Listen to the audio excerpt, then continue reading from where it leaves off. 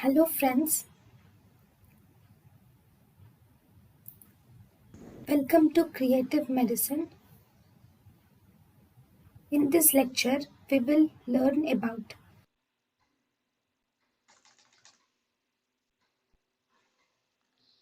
Benzodiazepines. Benzodiazepines are actually the drug of choice for acute seizure episode.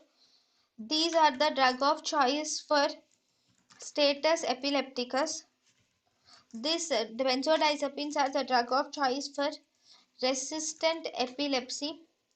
Benzodiazepines are drug of choice for febrile seizures.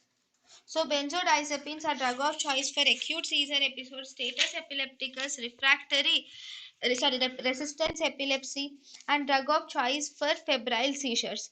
Benzodiazepines thus are used in epilepsy. So there are the drugs in benzodiazepines which are used in epilepsy include we have diazepam, lorazepam, nitrazepam, clonazepam, clorazepate. Then we have clobazam are used in epilepsy.